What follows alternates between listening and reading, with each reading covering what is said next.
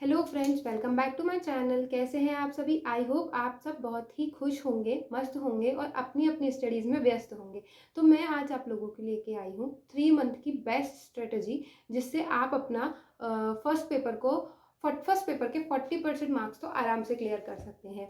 तो जो हम सभी को पता है कि सेकेंड पेपर तो हम सभी का अच्छा होता है, पर फर्स्ट पेपर में 40% मार्क्स लाना ही थोड़ा डिफिकल्ट हो जाता है, क्योंकि सिलेबस ही बहुत सारा है। हमारे जो फर्स्ट पेपर है उसमें बहुत सारे सब्जेक्ट्स हैं। तो इसके अकॉर्डिंग हमें अब इस तरह का प्लान बनाना चाहिए, हमारी स्टडी को इस तरह से मैनेज करना चाहिए कि हम ऐसा पढ़े कि 40% मार्क्स तो हमारे एटलीस्ट आ जाए। और मेन मेन जो भी स्कोरिंग्स है, जो भी स्कोरिंग सब्जेक्ट्स है, जो भी स्कोरिंग टॉपिक्स हैं, हम उनको कवर करें। तो सबसे पहले तो हमें क्या करना है, सबसे पहले तो आप लीजिए सिलेबस, और सिलेबस का ही डिटेल एनालिसिस कर लीजिए कि कौन से जो सब्जेक्ट्स है वो जो ज़्यादा मार्क्स हमारे लेके आ रहे हैं, जो ज़्यादा स्कोरिंग है। और उसके बाद में आप टॉपिक्स देख लीजिए कि कौन सा टॉपिक है जो आपको ज़्यादा स्कोर दे रहा है, और उसके अकॉर्डिंग आप अपना प्लान बनाइए।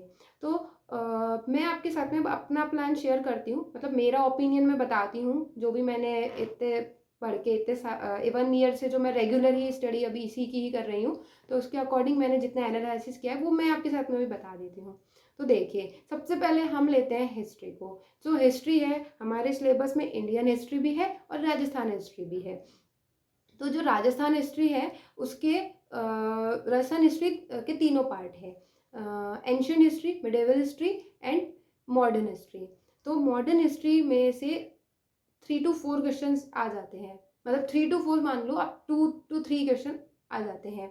एंड जो मिडाइवल हिस्ट्री है उसके अंदर से आते हैं 1 या 2 क्वेश्चन। और जो एंशियंट हिस्ट्री है उसके अंदर से भी 1 और 2 ही क्वेश्चन आते हैं। तो अब मैं आपको बताती हूँ, जो मिडेवल हिस्ट्री है वो बहुत बड़ा है, वो पढ़ने में बहुत लेंदी है।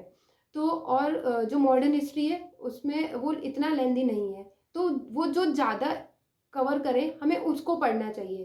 तो हम मिडिवल हिस्ट्री भी पढ़ेंगे, पर हम सब ज़्यादा फोकस किस पे करेंगे, मॉडर्न हिस्ट्री पे। फिर हमारा आता है इंडियन हिस्ट्री।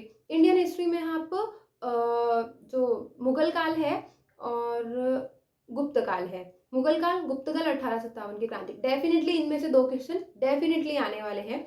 तो आप इनको बहुत अच्छे से पढ़ लीजिए।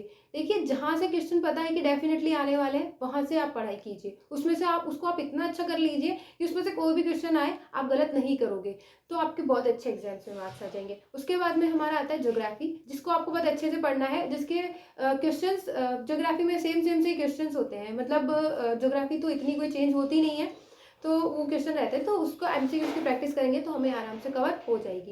इसके बाद में मैं लाती हूँ मोस्ट इम्पॉर्टेंट टॉपिक्स, जो है स्कूल मैनेजमेंट। स्कूल मैनेजमेंट पहले हमारे सिलेबस में 10 मार्क्स से भी ऊपर का वेटेज रखता था, लेकिन अब शायद हो सकता है कि वो 10 मार्क्स तक ही हो जाए, क्योंकि जो एजुकेशन साइकोलॉजी है वो भी हमारे फर्स्ट पेपर में ही आ चुकी है। तो मुझे लगता है कि इन दोनों को मिला के 15 मार्क्स तो कहीं भी नहीं जाएंगे। 15 marks sorry I mean 15 question तो कहीं भी नहीं जाएंगे। 15 क्वेश्चन इन दोनों में से आराम से आ सकते हैं। उसके बाद में हमारा टॉपिक बचता है करंट अफेयर्स। करंट अफेयर्स मैंने आपको कल के जो मेरा इससे प्रीवियस वीडियो है उसमें मैंने आपको शेयर किया था कि करंट अफेयर्स हम किस तरह से पढ़ सकते हैं। टॉपिक आता है, वो आता है हिंदी और इंग्लिश। तो इंग्लिश जिसको डिफ़िकल्ट लगती है, हमने इंग्लिश और हिंदी हम पहले से पढ़ते आए हैं, इनकी हमें ज़्यादा से ज़्यादा प्रैक्टिस करनी है, इनके हमें एमसीक्यू सॉल्व करने हैं, जिससे हम अच्छे से इनको कवर कर सके। फिर आता है हमारा मैथमेटिक्स। मैथमेटिक्स में हम, अगर हमें है, हम बिल्कुल है कि हमें मैथमेटिक्स में कुछ नहीं आता है, हम नहीं कर सकते हैं, तो मैं आपको सजेस्ट करूंगी कि आप मत ध्यान दीजिए, क्योंकि मैथमेटिक्स जो है उसके क्वेश्चंस लेवल के आते हैं, इतने इजी नहीं आते हैं। अगर आपने थोड़ी बहुत स्टडी पहले से कर रखी है तो हम मैथमेटिक्स को करके उसके प्रैक्टिस कर सकते हैं। और उसके बाद में हमारा आता है रीजनिंग। तो रीजनिंग हमारी अच्छी आती है, उसको हम आराम से कर सकते हैं, इतने टिपिकल क्वेश्चन रीजनिंग के नहीं आते हैं। उसकी अगर हम एमसीक्यूज की प्रैक्टिस करेंगे, एक बार रीजनिंग की थ्योरी थोड़ा सा, मतलब क्वेश्चन कैसे करते हैं वो एक बार देख लीजिए, और उसके एमसीक्यूज की प्रैक्टिस कर लीजिए, तो रीजनिंग तो आपकी बहुत अच्छे से हो जाएगी। रीजनिंग भी हाँ अच्छे कर सकते हैं हम। उसके बाद में हमारा, और फिर हमारा आता है साइंस। तो साइंस में बायो के क्वेश्चंस आते हैं, शायद 2 क्वेश्चन बायो के हमेशा आते हैं, तो हम बायो को बहुत अच्छा कवर कर सकते हैं।